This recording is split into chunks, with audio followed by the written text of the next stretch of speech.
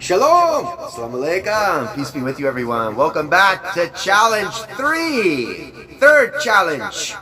All you scholars, you theologians, you hypocrites, all you liars and deceivers, seeds of Satan, brood of vipers.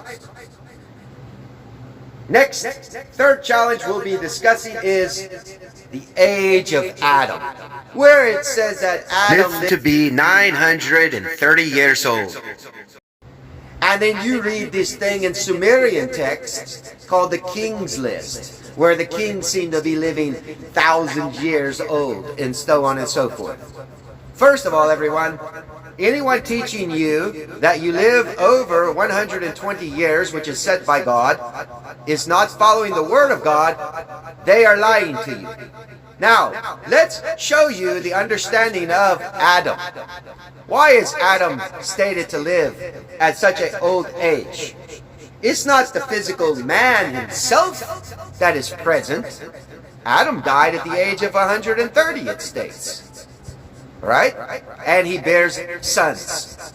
Now, the key thing to understand is, in writing as the way that it's written in the heretics and everything else, this is a meaning that goes to the seed image. So like it says that Adam made an image in the seed, Adam made a son in this image of his own self, his own likeness, his own image. Seth. Okay? Now, Seth lives, and it says Seth lives so on like 400, 500 years, blah, blah, blah. No. They're talking not that these men physically themselves live this old. They're talking about the image live this old. The image of whatever they're leaving. So, if a man bears a son, that son carries the man's sperm DNA to him. If that son bears a son, it keeps carrying. It carries that first image. That first produced the seed. Then that guy finds a wife, seeds the egg. That seed of that image of that man is found in that lineage. And it continues until only a daughter is born.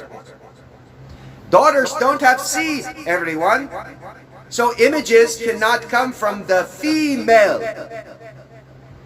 Female egg contains the mayim, that which you're going to be. If you're going to have blue eyes, brown eyes, whatever race you are, all these different things comes from the egg, the mitochondrial DNA.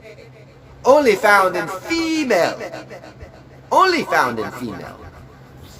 Which goes back to where I will make later on the Trinity, the actual true Trinity of what God is. Right? And we'll discuss that. The true Trinity, not the Christian.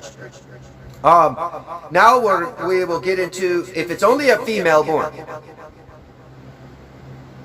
how's she going to create like a child?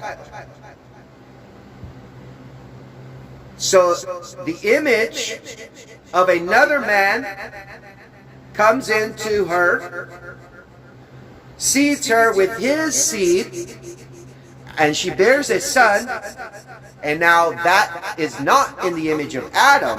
It's a whole different image from another man who seeds. And then that seed continues. If that seed bears son, and that seed bears son, then that will continue. If it's 500 years, every 60, 70 years, we'll go say in our time and day. People normally die at 70 to 80, 90 year old, they're dead. But if they're continuing in seed process of males, then that image will fall back on the great-great-great-great-grandfather who first produced the seed of that image that was in that woman. If that seed is no longer producing males, only producing females, it's like God has cut the image off, and now a new image has to come and seed that woman, and then it continues again. So, now do you morons understand? And I say morons in a playful manner. Do you morons now understand that your doctrine of devil that you have taught about this, of Adam lived so old, he's an old man, is not logical, not reasonable, and it's hocus pocus. It can't exist, and in fact it goes against the Word of God, who numbered man 120 years. Adam, however, did live 130. The only man who lived beyond 120 was Adam. It's documented at 130. He had sons and daughters, and he died. So now you have the true interpretation of what it means in the Sumerian kings list. So you got the kings in Sumeria, the cuniform, and the way it's described, it's the seed, the image of that king. He bore a son, the prince. The prince became a king. That prince king had his sons. That son became a prince king again, and it just kept going until maybe throughout that whole lineage of the Sumerian time period, lots of sons were born up to thousands of years of the same family lineage that went back to the great-great-great-great-great-great-great-great-great-great-grandfather of the original foundation of that image to begin with. All right? So, there you have that truth. I challenge any scholar, any theologian, all you stupid academia world where you have been teaching all of God's sheep your ridiculous doctrine of a devil. Nothing new under the sun.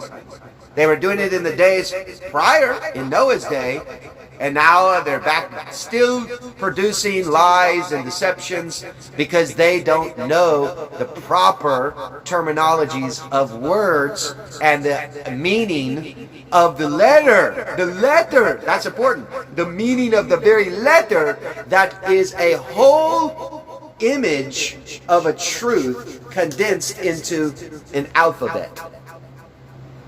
From the beginning, it was not so. They already had the meaning. They had the understanding. It wasn't condensed.